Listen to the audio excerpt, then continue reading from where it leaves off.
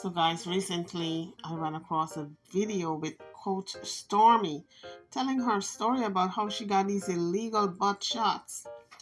And she put out a warning to everybody who is thinking of getting illegal butt shots not to do it. Well, we've seen recently so many people have succumbed when they went under the knife to the BBLs and the illegal butt shots. And she just wanted to chronicle her journey from the time she got it when she was a teenager to now that she's in her 40s. Here's what she had to say.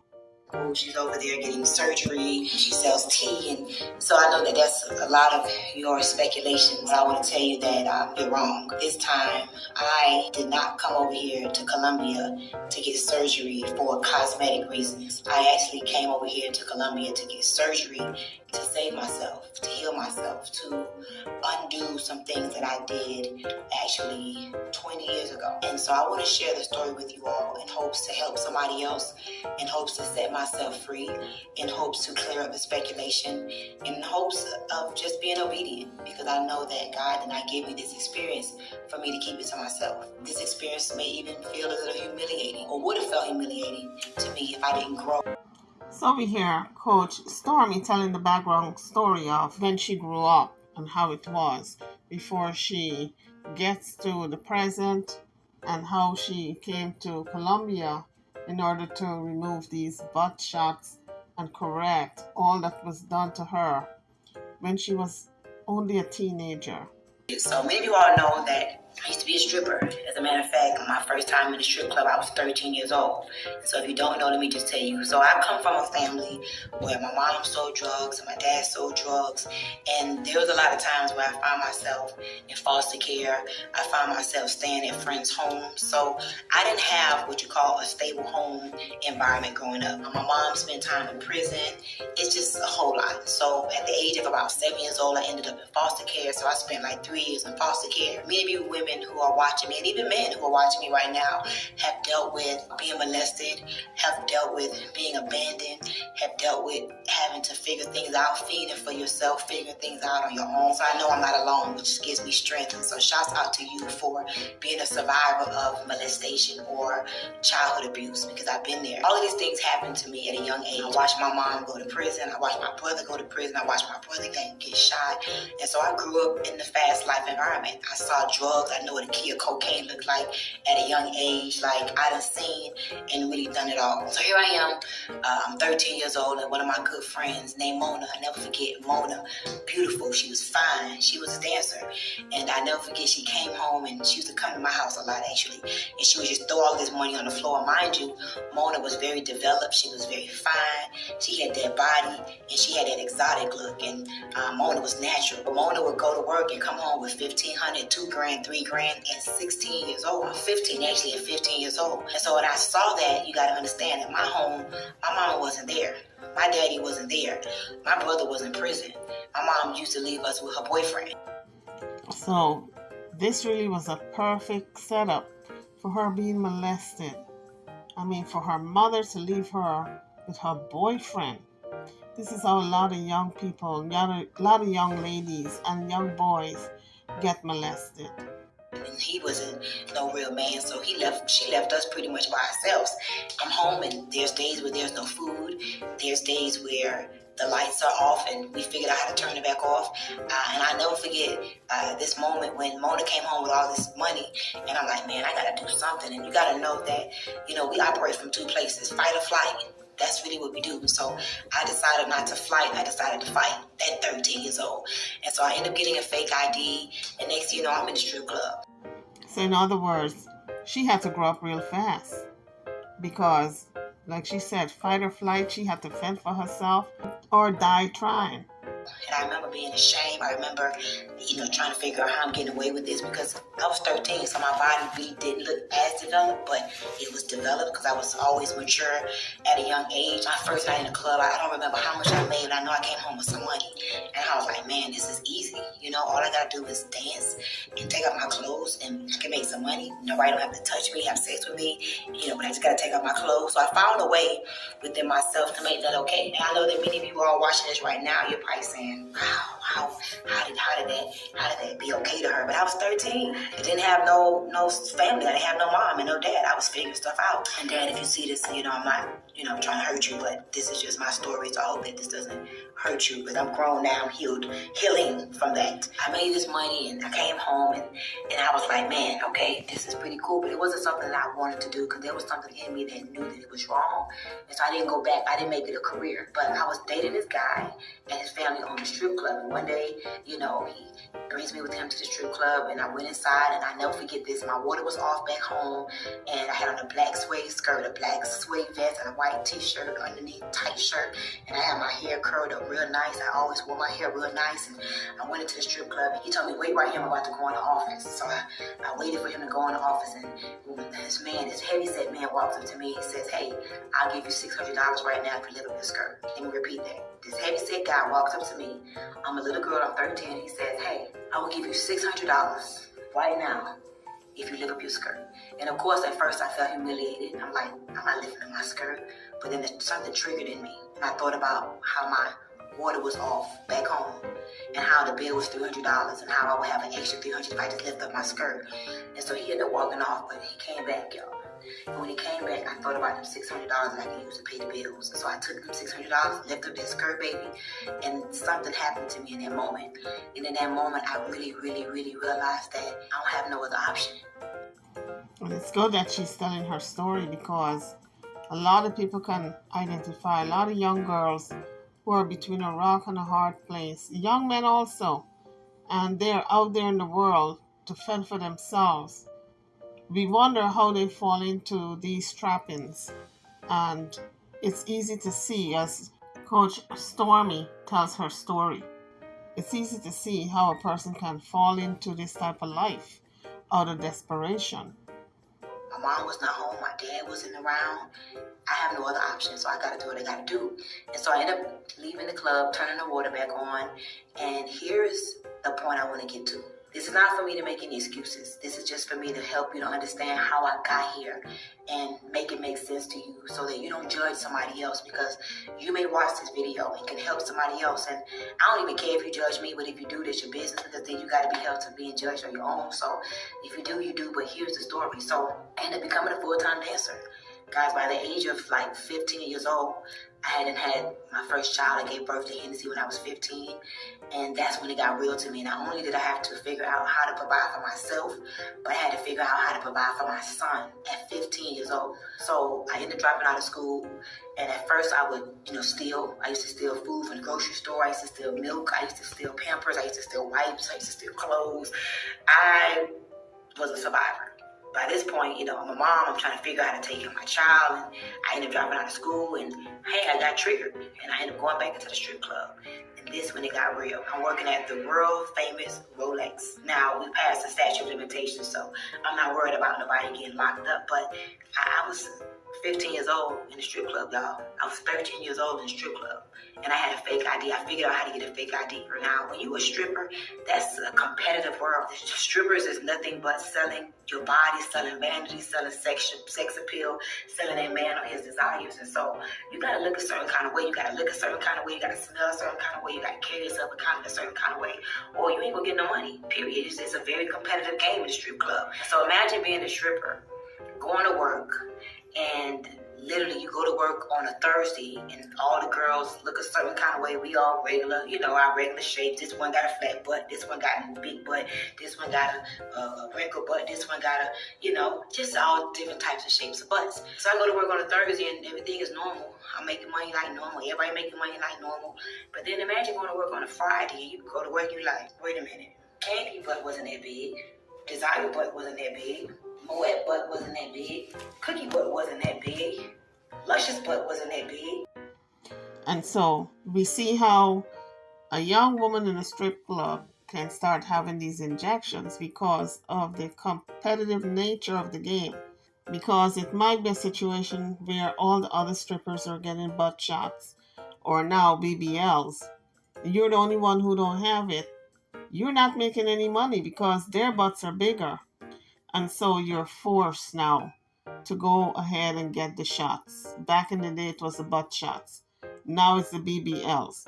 Cardi B spoke on this and she said that's why she got her behind inflated because of it, because other strippers were making more money.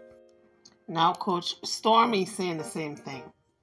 And she lived to regret it, so that's why she was in Colombia trying to correct the surgery after how many years. But let's continue to listen. And you like, what the hell is going on here? And you like, I just saw these girls yesterday. So the conversation started going around the locker room.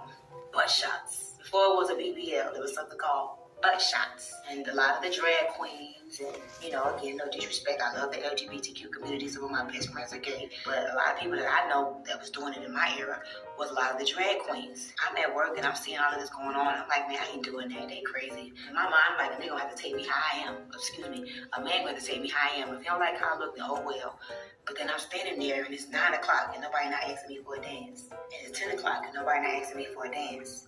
I used to could just pivot and stand bow-legged, you feel me? And then boom, they gonna ask me for a dance. And I'm like, nobody asked me for a dance. But I'm watching all the girls that got them butt shots, baby, dancing. And I'm looking and it look good. So I'm sitting back like, she fine.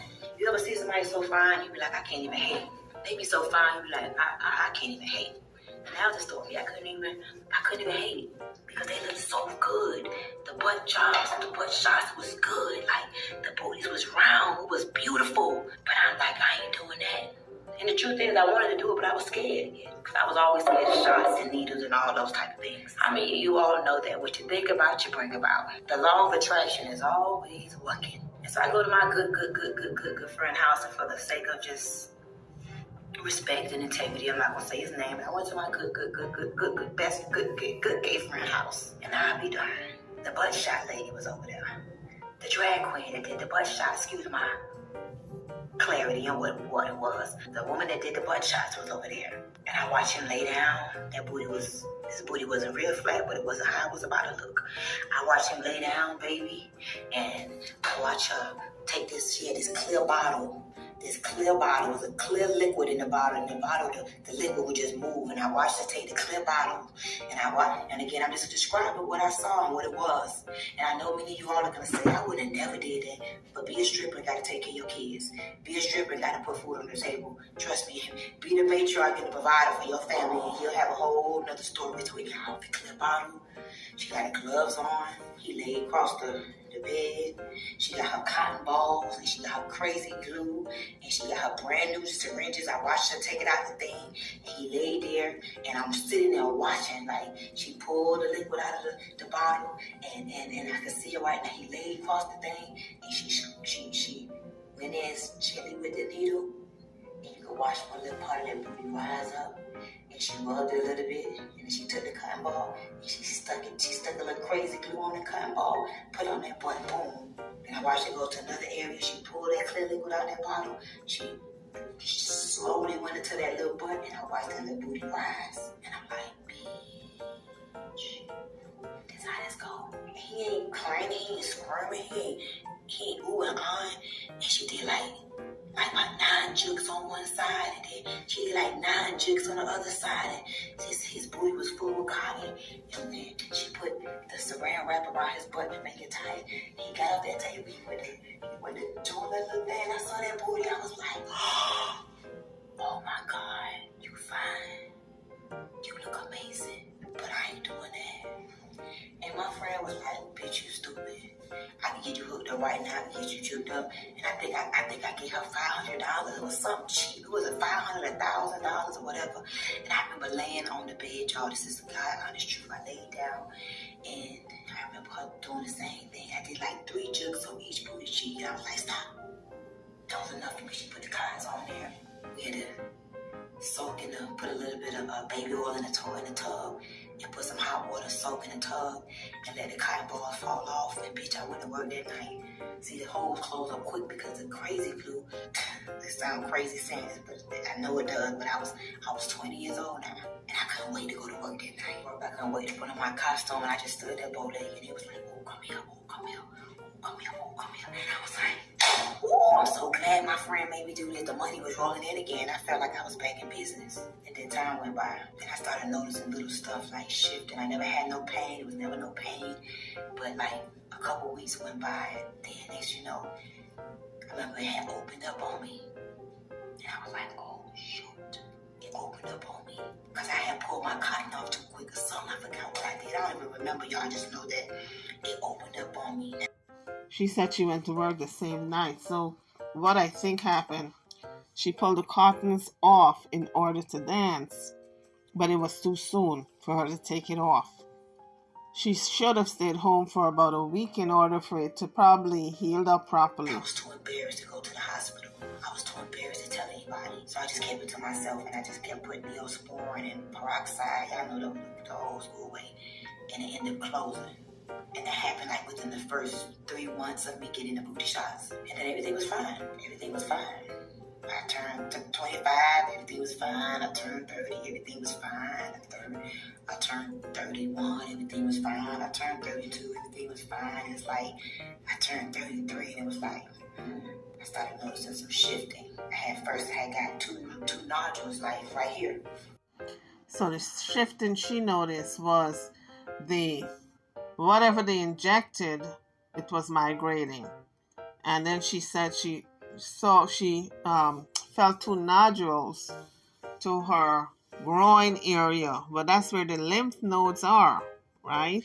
We have lymph nodes all over our body, and if we have an infection anywhere in the body, those lymph nodes closest to that infection site will start swelling, and you're going to feel tenderness. So that's what she was feeling to her groin, because she had an infection in the buttocks due to all this butt injection. So the lymph nodes in the groin area was affected as a result. I felt two nodules, like right here with the pain line is ladies, right here. Two nodules came right there. First two nodules came right here. And I'm like, oh. I started noticing that the color started going away. So I went from having a regular color skin like this to like dark spots. Like the skin was dying. I don't know what was happening. I just know that it was getting black. Thank God at this point I wasn't a stripper, so I didn't have to worry about nobody seeing it. But my man, which still was bad because that took some of my confidence. So I used to be like, nah, I didn't want you to see it because it was too dark. It wasn't my normal color. It was like black. I'm talking about black. And then I started noticing, I don't know, maybe a year later, you started to feel it. You could feel where every juke went. It started to change its shape. And this is when it got bad. Because now, the deformity wasn't just something that you saw intimately, but now the deformation that started to happen, you can see it in my clothes. And at first it looked like cellulite, so I got away with it because it just looked like a normal girl's cellulite. But then I started to notice that the right cheek, this part got like droopy, and then this part over here got droopy. And I'm like, oh shit. So now I'm real embarrassed. Now I'm real ashamed. Now you can see it in my dresses. Now you can see it in my tights. Now you can see it in my workout clothes. Now I can't really wear certain kind of shorts. Now I can't really go to the beach and wear bathing suits. Now I'm embarrassed around my man. I'm like, nobody wants to tell nobody they got butt shots. Nobody. It's not nothing that you brag about. Yeah, I got some butt shots. Yeah, it's okay to get a BBL, and even BBLs, girls be ashamed to tell them they got BBLs or butt transplants.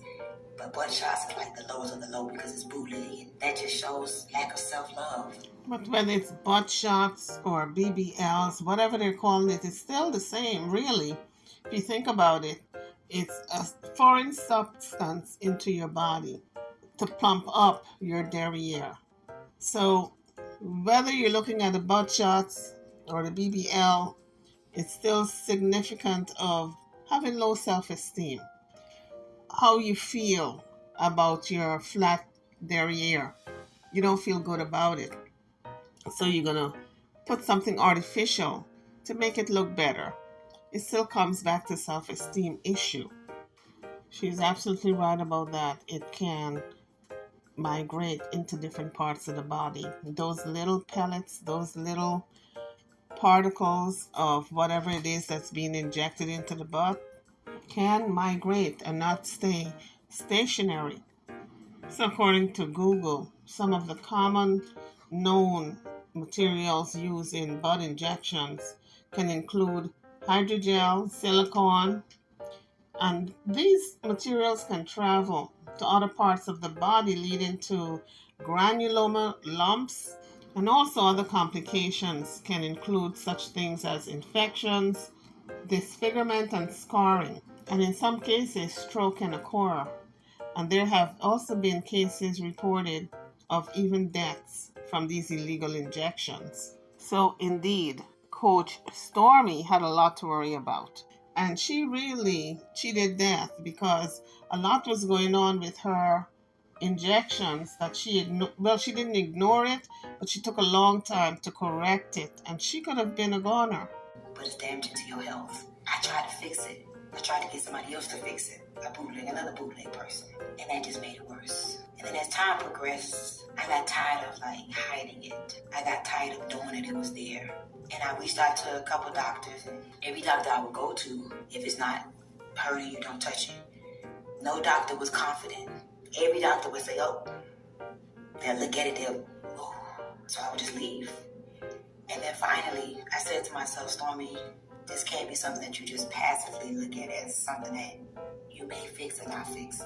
Because you do know that it's getting worse. It was not correcting itself. It was getting worse in terms of the look. I tried everything. I tried cortisone shots. I tried massaging it out. I tried all kind of skin therapy, lotions, and nothing would dissolve it, and nothing would stop it from deforming. The journey to 43, I decided I wanted 4 and 3, the number 7, to be the year of completion. I wanted to be better than my best. I wanted to heal myself.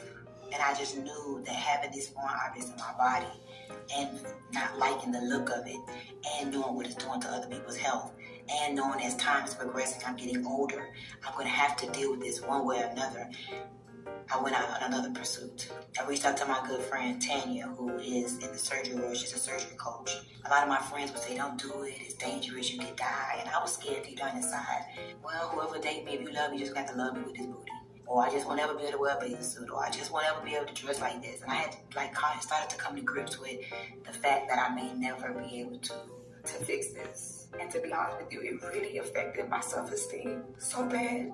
It affected my self-esteem so bad. You just don't understand. That just shows that you ain't thinking. I have people that I know died from those butt shots. I know people right now that are going through some real trauma because of the butt shots migrating and moving into other areas of your body. Not just cosmetic deformation, but the butt shots could move into your lungs. The butt shots could do so much to you.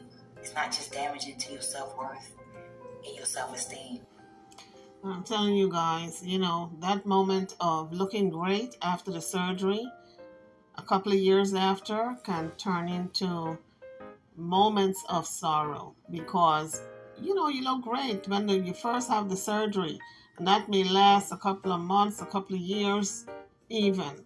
But eventually, when your body starts fighting this foreign object, because remember, it's a foreign object in your body, and your body's always going to try to get rid of it because it is not normal for the body to have this foreign object in the body. And so your white blood cells are going to those are your little soldiers in your body. They run out there and try to fight the battle of all these invaders coming in. And when you put these illegal butt shots or silicone, whatever you put in there, these little white blood cells are going to get out there and try to get rid of it. And it's going to be ongoing. So you're going to have this chronic infection going on, this chronic battle within your body. And you're not aware of what's going on, but that's what's going on. It's a battle going on. And so a lot of people complain of chronic colds and the lumps, the granulomas, and the infection and tenderness and swollen lymph nodes. That's because your body's trying to fight off this invading object, trying to get rid of it, but the body can't get rid of it. So you have this chronic sickness going on. Chronic meaning long lasting. And that's why I tell people, don't pick at people. Having something that makes you subconscious is the worst. And I just had decided that forget it. There's nothing I could do about it. But deep down inside, I said, Stormy, you're a queen. You deserve the best. And whoever your husband is, your king, he deserves the best. Now, fortunately, Coach Stormy had the money to correct her botched surgery.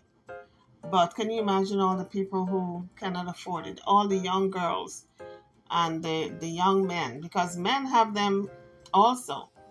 A lot of men do the butt shots.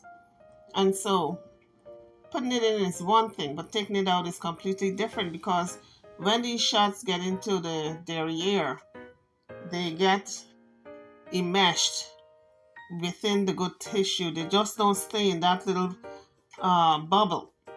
They migrate into the good tissue. So it's hard to cut it out, because when the surgeons try to cut it out, they're cutting away the good tissue also. So you end up with craters in your behind. That's what it looks like. A lot of lumps in your behind after they're done.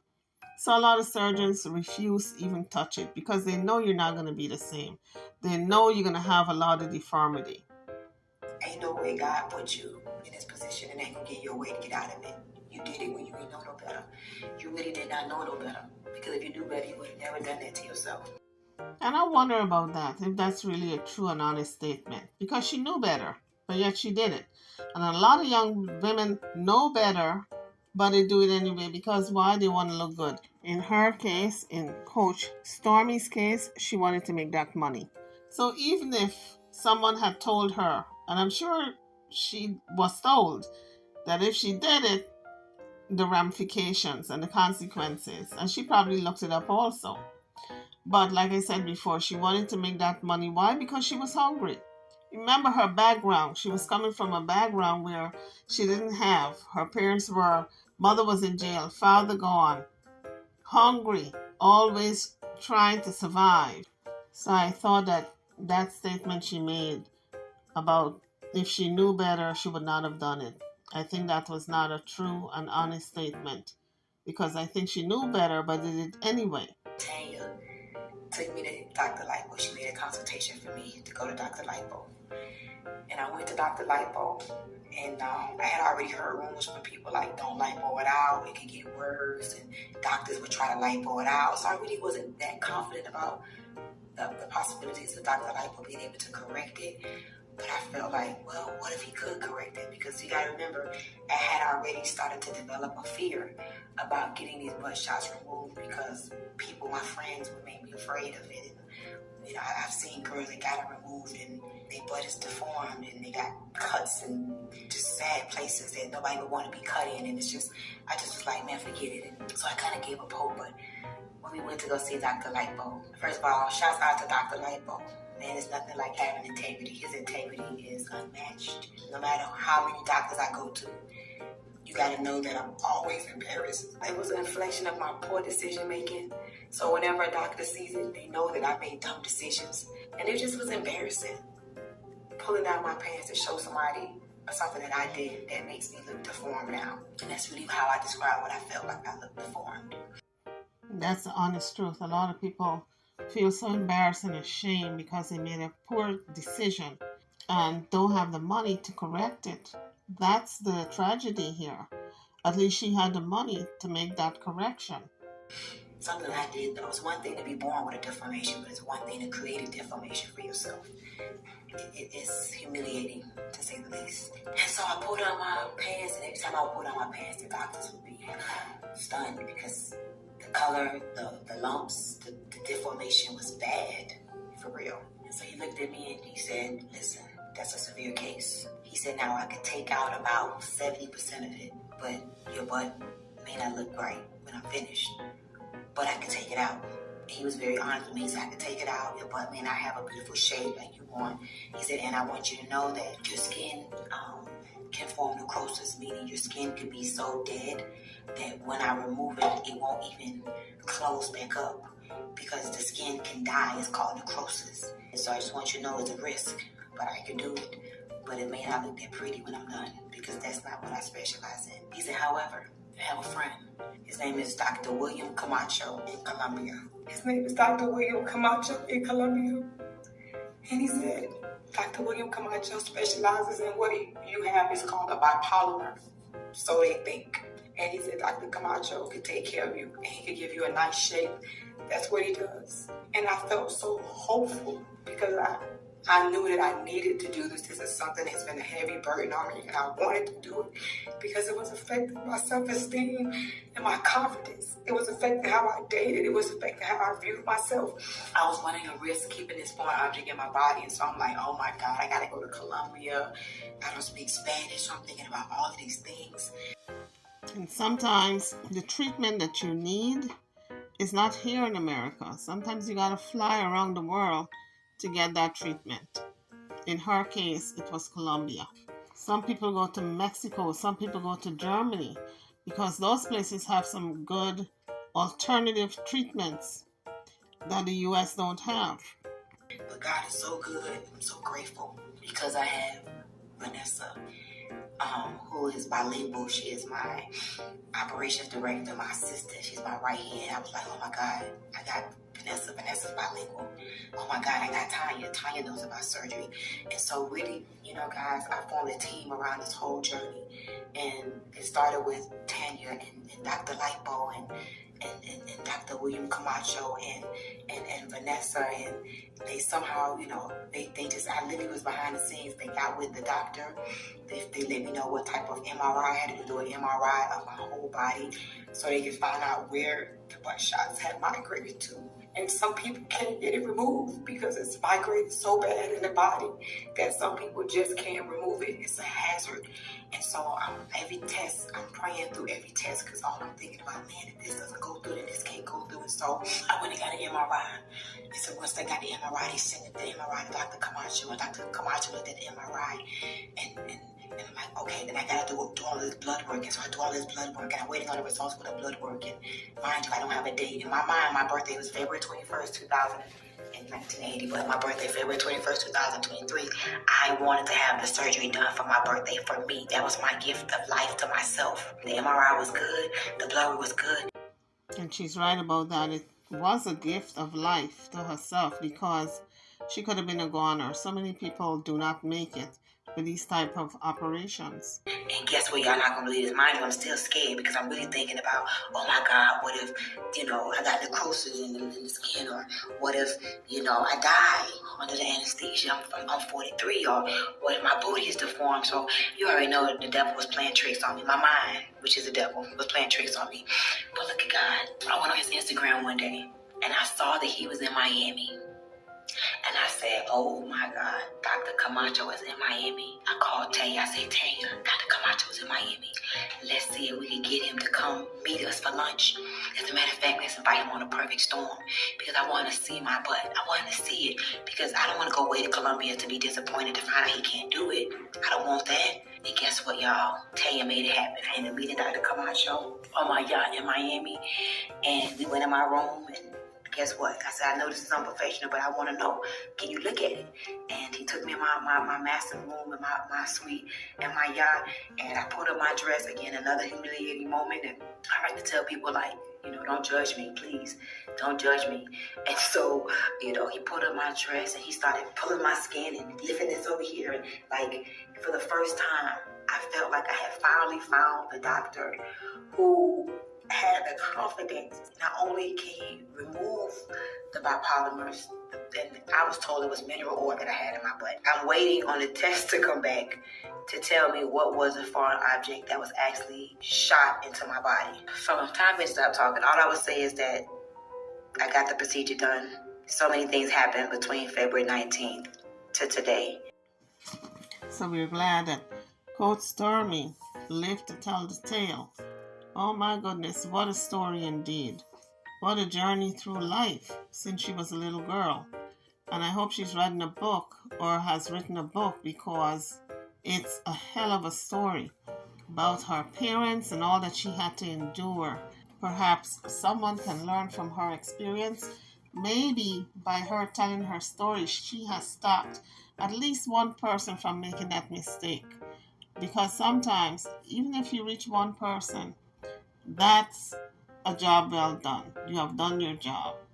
And so we are hoping and praying that this type of story getting out there will deter people in general, whether you're a man or a woman. It will stop you from making this type of mistake. YouTubers, I'm over now. Don't forget to like, share, and subscribe to my channel and to this video. Thank you for watching.